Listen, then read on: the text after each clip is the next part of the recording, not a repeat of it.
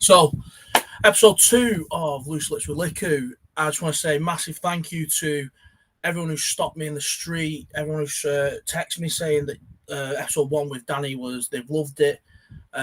This time I've got another special guest. So, we started off with Rugby League. We're now going over to Rugby Union. Now, this young man I met this young man when he was 17, and I was lucky enough to play in his open age debut when we played at Leigh RUFC Union together. And I'm going to drop in the link for his try he scored in that game. Please go and watch it, because it was almost, and I'm going to coin a phrase here, he burst onto the scene. He burst onto the scene with this try, and we've stayed in touch ever since. And I'm really lucky to have him on the podcast, because I know he's a busy man. I know his season's just finished, but the big man himself, Tumy Onasanya, how you doing, buddy? I'm very good, thank you. Thank you for having me here. Honestly, mate, I'm glad, because I knew, obviously, you're a Sale Sharks, and I knew that we've been obviously keeping in touch through Instagram and whatnot, and a couple of WhatsApps here and there. But honestly, I'm glad to have you on the show, and hopefully we'll delve into a little bit about yourself, how you are, and first of all, how have you been keeping? Yeah, I've been very well, actually. Like you said, season just finished. Obviously, it was a season with ups and downs. Like, I started the season playing Prem, then I went through a patch where I wasn't playing at all, and I ended up getting some stints in the Champ and that too. So yeah, it was a bit of up and down, but got a lot of learnings and put me in good stead for next season, which I'm really looking forward to. Bro, so I know we was talking off camera then about looking into the next season, because you're mentioning that, I say, a couple of outgoings for Sale. So there's always a kind of influx of ingoings and outgoings from every Premiership team at the end of the year. But you mentioned that this coming year, 25-26, is going to be kind of a massive opportunity, because I know I was reading an article on you saying that you just want to be known as a grafter. And is that something you want to take into next season, that graft? Yeah, 100%. Like you said, there's been a lot of boys leaving. One of our long-time players at Sale, Ross Harrison, plays the same position as me. He's had 300 caps, got a great career. He's just retired, and I had a word with our head coach Al, and he's really pushed me forward. And he said that he believes in me to get into the team for next season. So yeah, it's like a really big opportunity for me. Can't wait. Good. And I remember last time we spoke was over the injuries as well. So was it a hamstring injury last time we spoke? Yeah, I did my hamstring in the Gloucester game, and as I was coming back, I did my other one. It's too quick. I told you this. You're too quick for a prop. So, lovely, obviously, to have you on the pod. So, obviously, I'm a maths teacher. I teach in a high school. So, this is my kind of almost niche into this podcast I'm doing, Loose Lips with Liku. So, if I were to take you to me and I was to send you back in time, as you are now, looking over a Tumy in year 7 through to 11, how would you describe him? I'd say I was a pretty cheeky lad. Like, I wasn't necessarily naughty, but I was cheeky. I made people laugh. I'll be like the class clown. I won't get in trouble a lot, but I was definitely like the kind of guy that everyone would talk to, just mess about with kind of person. Nice. So you were kind of a bit of a Jack the Ladder, kind of everyone knows who Tumy is, because and I'm going to mention this because it was obviously massive at the time. You obviously had Educating Greater Manchester, yeah, the Channel 4 series that came and had a look at Harrop Fall, your school. Tell me a bit about that. How was that a little bit crazy, a little bit surreal, cameras being around? Yeah, this one's followed me for quite a while now. It comes about every year or so. Everyone just picks it up again, and even at a 20s camp for England 20s in my first year, one of the coaches said that Eddie Jones messaged him saying something about saving him some Maltesers or something like that. Yeah, it was just kind of like it just gets to the point where it's got to die at some point. But yeah, Yeah, it was weird at first with all the cameras around the school, and you never know what they're recording or when they're recording you. But then after a while, because I think they had the cameras on for like a year, you just kind of forget about them. It's just like a normal day kind of thing. And yeah. Honestly, it was a good watch. And I remember when me and my wife were watching it, and we were saying, I said, "Oh, that's Tumy. I'm sure it is." I think I remember messaging you saying, you go to such. He was obviously like, yeah, that was me. And I think you'd obviously probably had 1,000 messages beforehand saying the TV superstar and whatnot. Yeah. That's. I mean, yeah, it's happened and it's out there, but I'm just trying to get into rugby now. Just no, of course, on behind me. 100%. So yeah, we're just obviously looking at how you are as a school pupil. What was Tumy's favourite subjects at school? What was one thing that was like, yeah? I actually had 3 favourite subjects. I really enjoyed geography. Wow. Because of the teacher, maths because of the not maths, history because of the teacher, and then obviously PE because I was really active and I loved being involved in the sports. Love that. History and geography seems to be ones that they kind of crop up when you least expect it, and some of them love the subject, but then like you said, the teachers as well, they kind of feed that love for the subject as well, I assume. 100%. Yeah. I really got along with my teachers as well. So I feel like you're not really. It doesn't seem like you're in school learning as though as learning because you want to. If you get what I mean. No, 100%. You're having a good time with the teachers and the class. Yeah, it almost feeds into that kind of. It's almost that comfort being in school because obviously as a kid you spend a lot of your time in school. So if you can find a subject or a teacher that you feel comfortable around and you can almost subconsciously be yourself, then you're either going to be a bit more relaxed and you'll want to learn for that teacher. Because I remember at school, I was the exact same. There were certain teachers that the subject might not have been all inspiring, all fantastic, but because I had that rapport with that teacher, you build that love for the subject. Yeah, 100%. So, and just feeding on from that, is there any teachers that you can think of that kind of inspired you a little bit? Because we was always talking off camera like why I'm into this, and I found out that, and it's quite nice that pupils past and present were inspired by me. So I'm just wondering, is there anyone out there to me that still to this day you maybe keep in contact with, or they inspired you throughout that journey from the little 11-year-old that turned up in year 7 to the man that's in front of me today? Like I said, geography teacher, he was called Mr. Ince. He looked out for me quite a bit. I'm not even sure if he remembered me too much, but I remember the things that he did for me. Like there was a couple of times in year 7, year 8 when I was being a bit naughty, getting in trouble repeatedly, and he sat me down and he had a word with me and put me on the right path kind of thing. He never really lost his head with me, just always put me in the right direction. And then definitely Gary Chambers. I know he's a head coach of Warrington right now. He's the one that actually got me into rugby, and he was like my mentor throughout high school.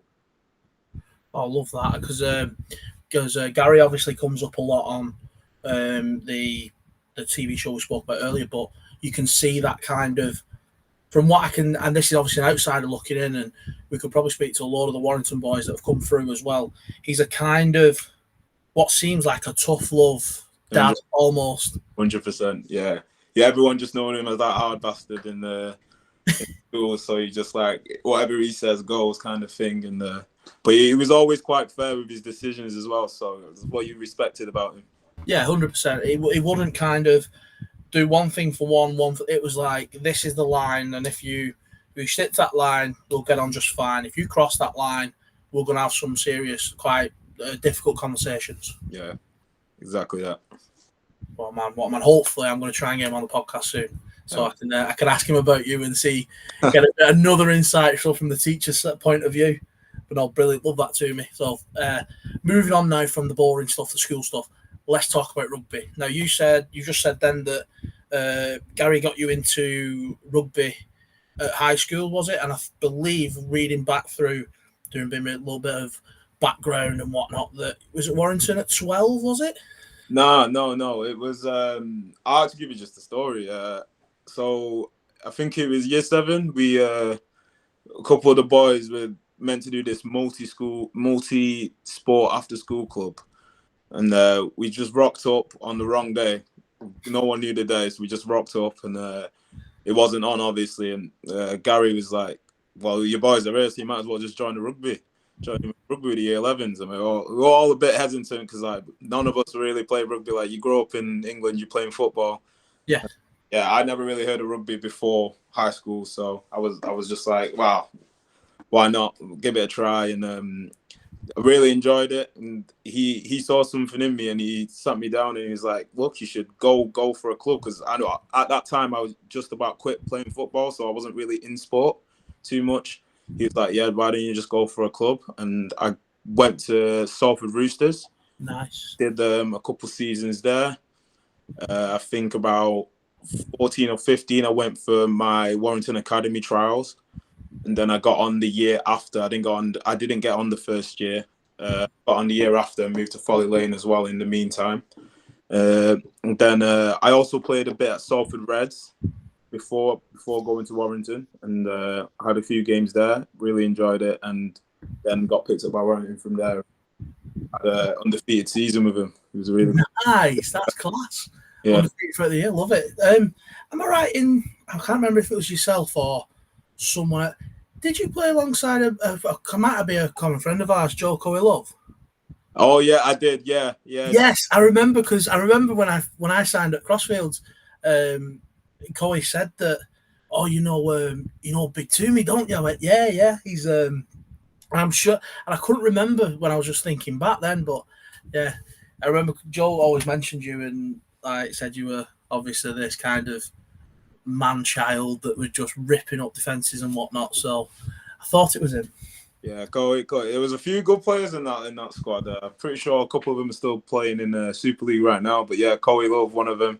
He was a great lad and great player. I'm surprised he didn't kick on even further, to be honest.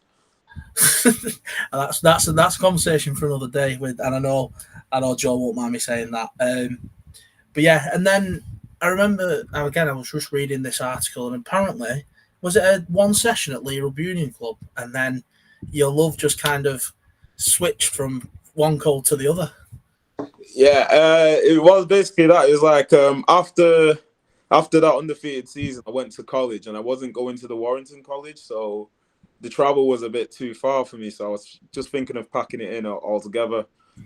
So one of my good mates, Josh Peacock, he mentioned, he mentioned that he's down at Leigh with some lads that I know, like Tom Daniels and a few others. And I was like, yeah, why not go down for a session? But there's no harm in it. And then when I went for that first session, I realized it's a great place to be. I love the people, I love the coaches, and I love the feeling of just being part of that kind of setup. But yeah, we had a really good time there, so I decided to switch to Union completely. Wow, love that. Shout out Josh Peacock as well. What a guy. Yeah. We know Peacock very well. He's a tough old player at Hooker. Very good player. Played a few games in the open age, because then from there we go on to this kind of breakthrough into. So I remember, from what I can remember, and this is pre-COVID. So we're talking 5-6 years ago now.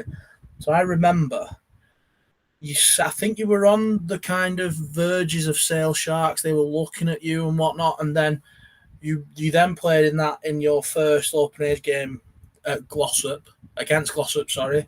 Yeah. And you ended up scoring that kind of wonder try.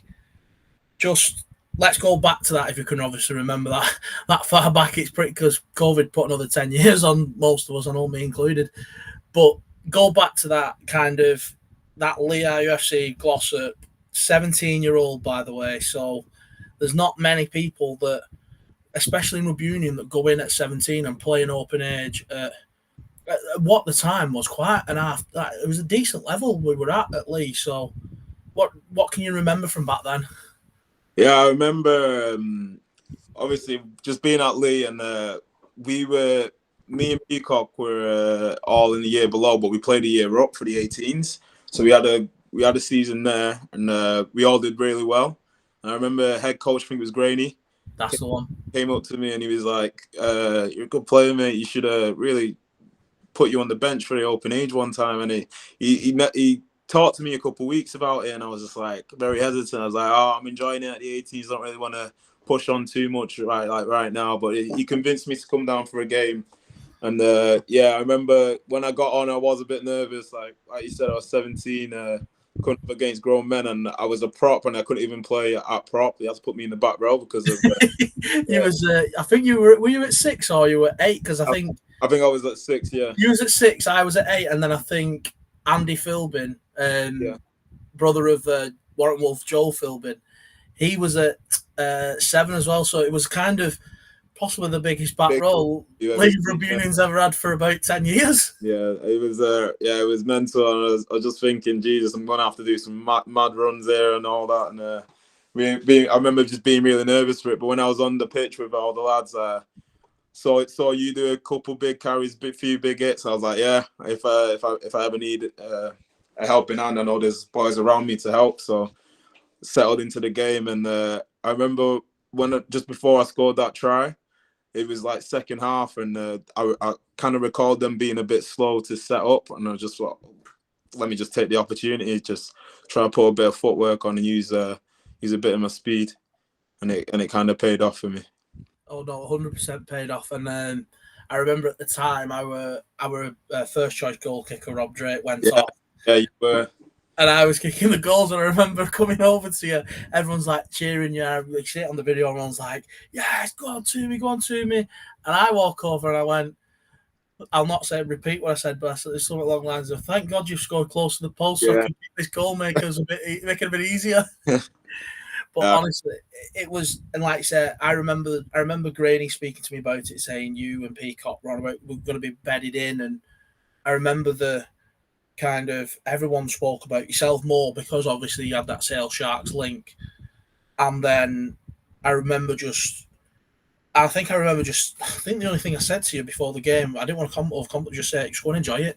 Yeah. Good enough to be here, just go and enjoy it. And then lo and behold, you then go on kind of a mad journey from that little old field on a beach walk to, like I said, how did that game then kind of bring you to where we are today? Oh yeah, after that game, I feel like Sale paid a bit more attention to me. They were still like 50-50, but they wanted to see. They saw a bit of what I could do, so they implemented me into the Lancashire squad, and then I played Lancashire, did the counties as well. So I did pretty well in them games. So Sale were like, yeah, why not get him? Let's get him in the 18s. Did my season at the 18s. Ended up getting a contract after it. Even got selected to go for the training squad for the under 18s England, but obviously due to COVID, we didn't manage to get anything done.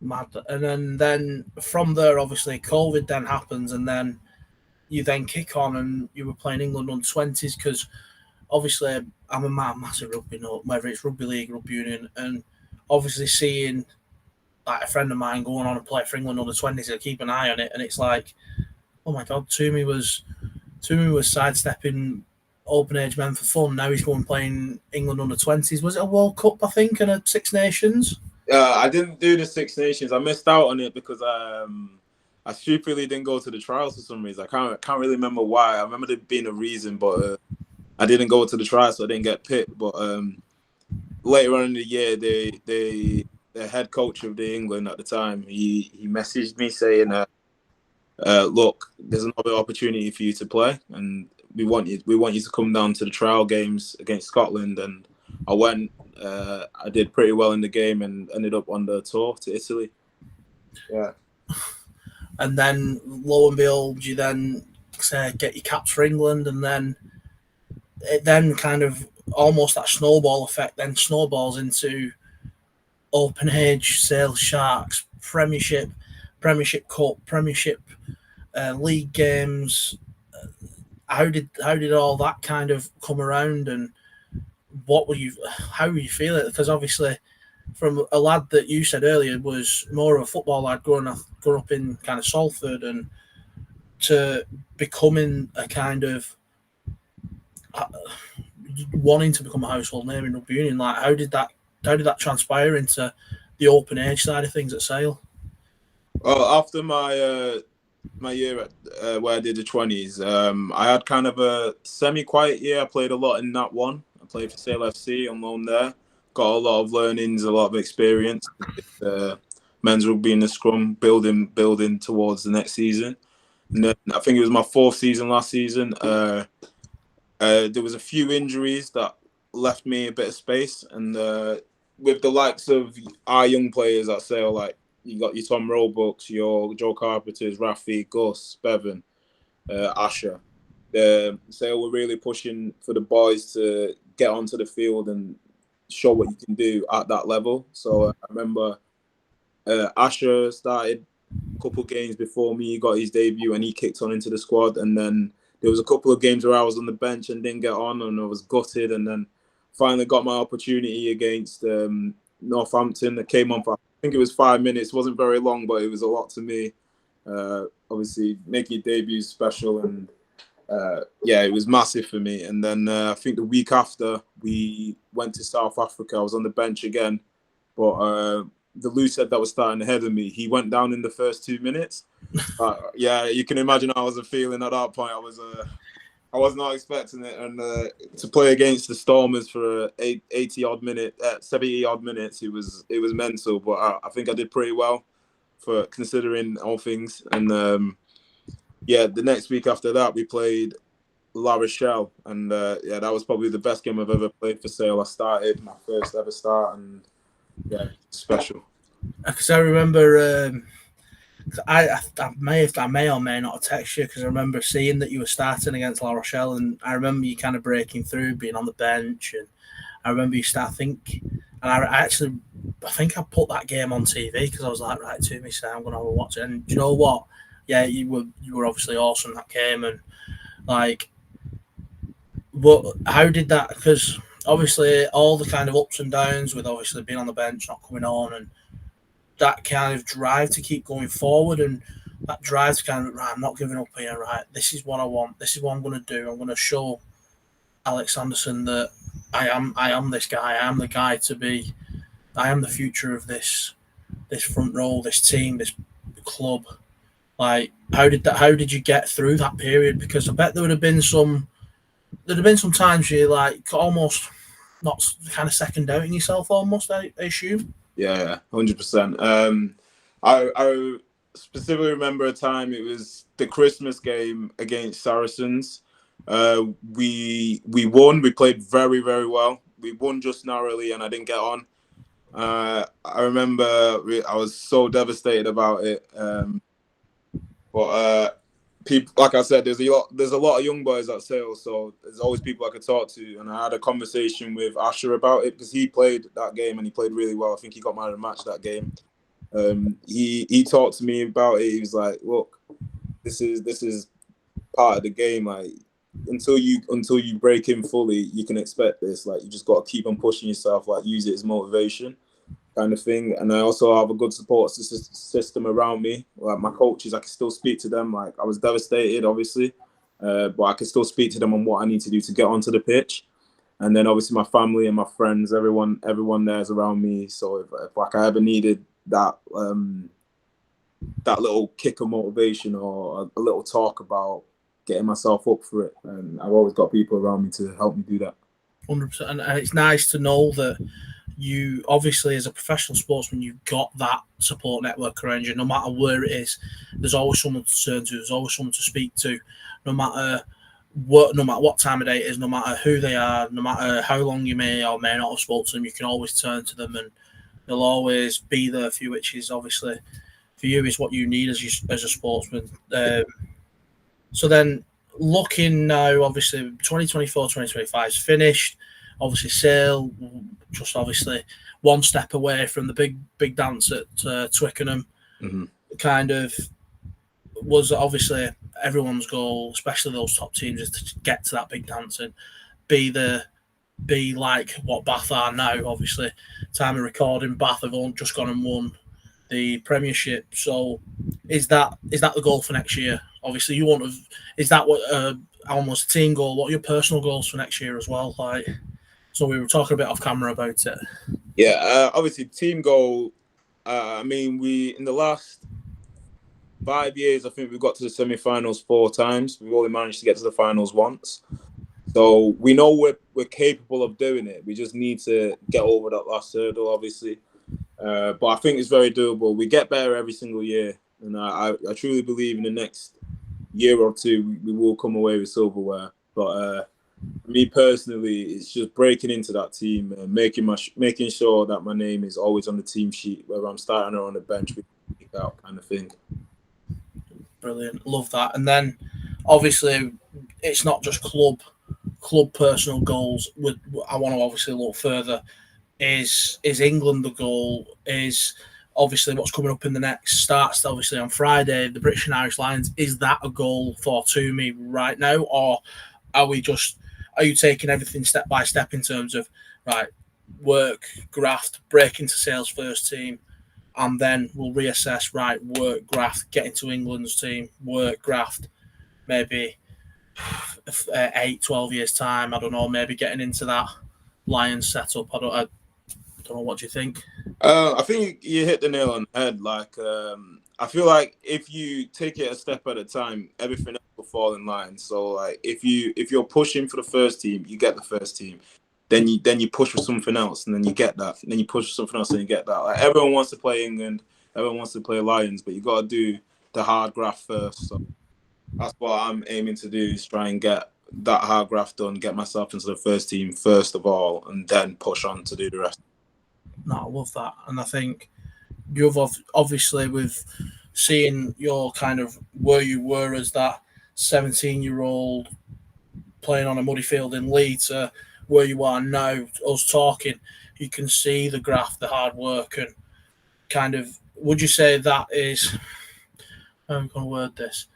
Would you say that if I was to ask you what does Tumy build his life on, build his almost personality? I'm not sure, but is that one of those things you build your life around? Is it the graft, the hard work, the little 1%ers that maybe don't get all the plaudits on the TV, maybe some sounds silly, but making sure you're at that A slot, that B slot near the ruck, make sure you're shoring that ruck up rather than doing, like you said, the fancy 40, 50 yard carries?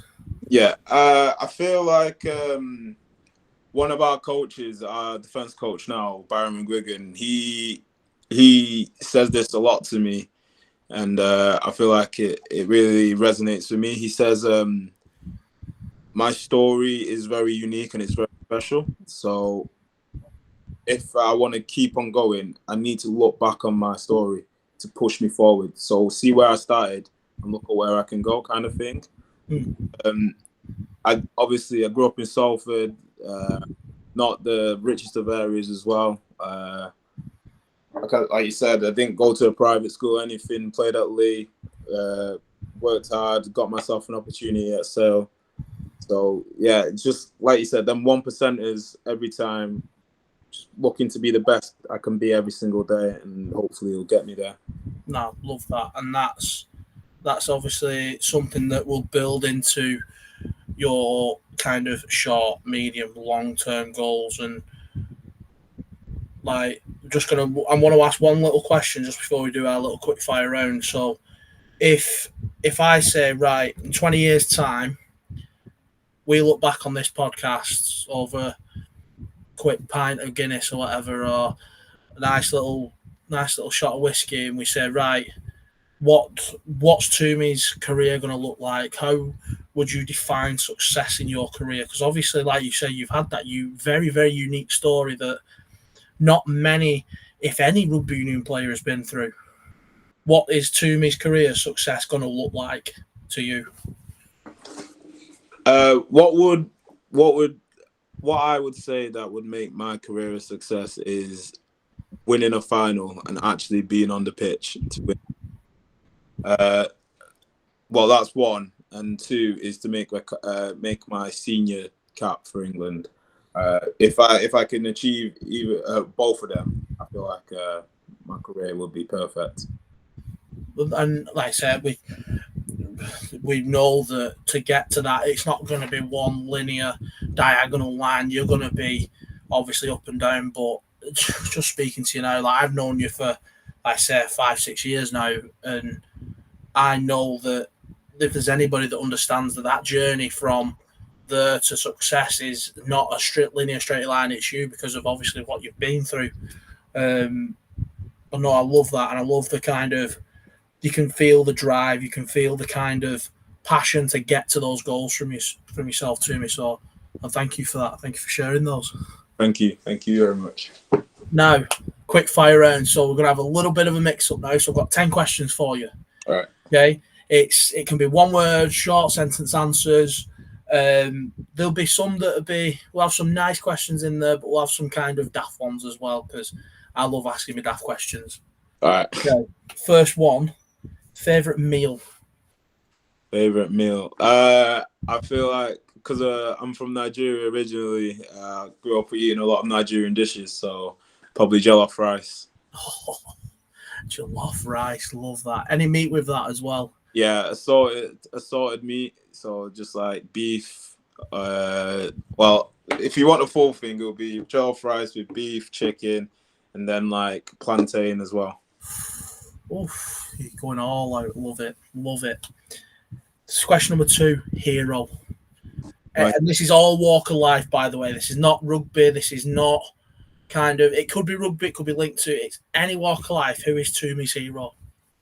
It's going to be cheesy, but probably my older brother. I feel like he's a very good role model for me and my little sisters, and he's had a lot of hardships with his injuries. He was in the football academies all these like younger life, and then through injuries and all that, he got dropped from him. But he's always like positive about it. He's always pushing. He's still pushing for the dream. So I feel like he is my hero because he's so motivational. Oh, love that. Number 3, and this is actually going to want 3 people for this one. Toughest 3 opponents you've played against so far. Toughest 3 opponents. All right. I have to say Willie Antonio for one. The last tight head. He was a very big boy, and he left me with a couple of back problems in the scrum. I can't remember this guy's name. He was at Stormers, but he's at La Rochelle now. Not La Rochelle. He's at Racing now. He was the 8. He was absolutely amazing when I played against him. I remember he actually bounced me, sent me absolutely flying. He was such a good player. And I'll have to say Risatoni as well, the Saracens tight head. He was very good as well when I played against him. 3 strong boys, 3 big boys. Okay, like it. Any quick lads, just on a little tangent, any quick lads that you think, if they run at you, you're like, oh no, I don't need this footwork, or I don't need their speed coming at me? Or anyone that's quick nowadays is just... especially the little 9s, like a 9 just jumping out and looking to pick off a space. Yeah, Love it. Question number 4, sweet or savoury? I'll probably sweet, to be honest. Oh, go to. Haribos. Oh, I love a Haribo. Any Haribo? Just Star Mix, probably. Yeah, Standard. Love Hearts. Standard Star Mix, love it, and they are good as well. Question number 5 then. If I could grant you one wish, what would it be? For me, £1 billion will do. I'll be so real. 1 billion, I'm sorted. Set up, sorted for life. Literally that, yeah. 1 billion. Love it. Number 6. Let's say 6. Yeah, 6. We'll go for it. Cats or dogs? Dogs, 100%.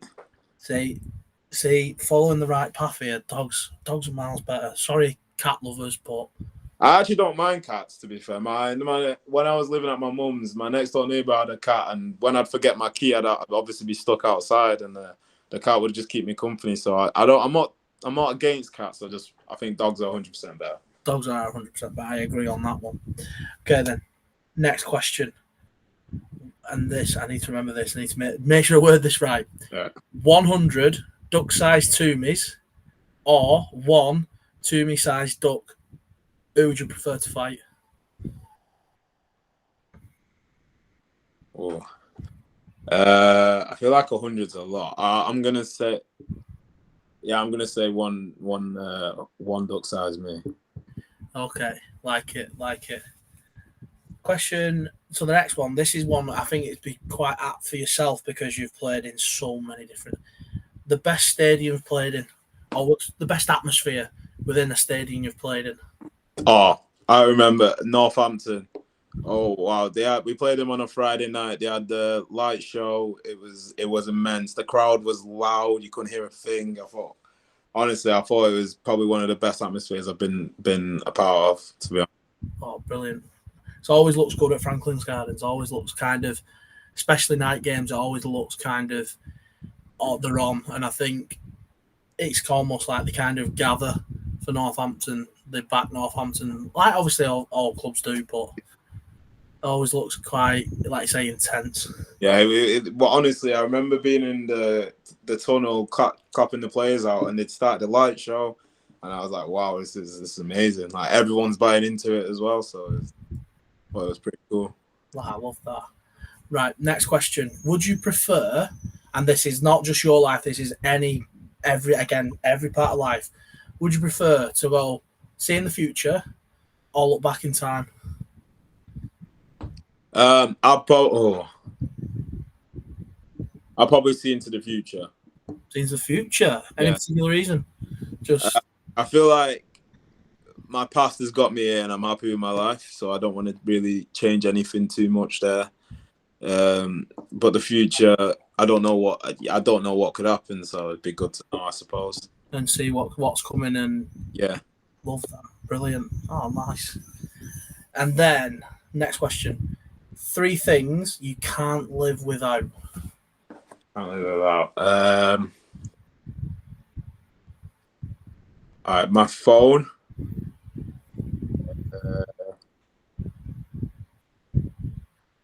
What's the hard?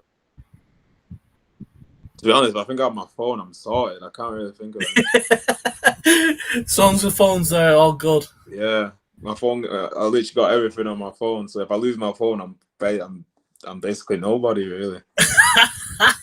Here we go. Hang on. Phone charger, AirPods. Yeah, literally, yeah. Phone charger, AirPods. Life is finished. Life is done.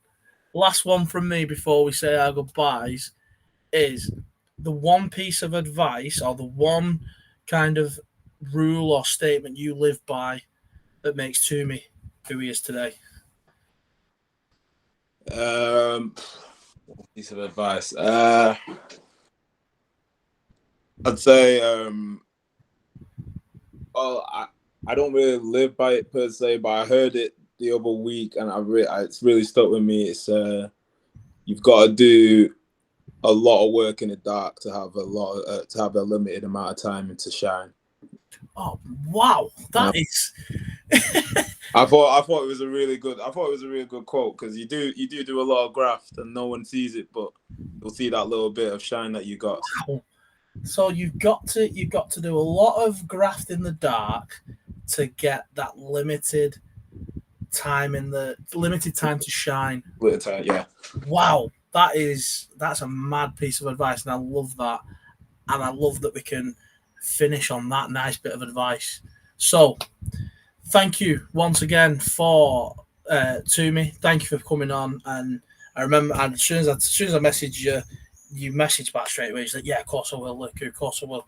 So honestly, from the bottom of my heart, thank you for coming on the pod. Thank you for being episode 2.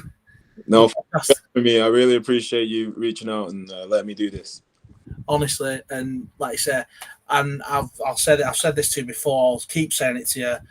All the best in your career, and I I wish nothing but success for you, bro. You know that because of, and I think all the way back from that first interaction we had, I could sense that bond, and it was instantaneous like that. So you know from me, and I mean it from the bottom of my heart. I hope you have the utmost success because you deserve it, because you have grafted like hell to get where you are today. Thank you very much. I really appreciate that. And then to the listeners, to the watchers on YouTube, thank you for coming. Thank you for clicking on. Thank you for taking your time out to listen to this pod. Listen to me and Tumy chat, reminisce. From me, from Tumy, thank you for watching. Episode 3 is coming up soon, and it is a very special one. It's an old tutor of mine, and all be revealed. It's getting filmed later on this week. So, from me and Tumy, thank you. Thank you very much. God bless.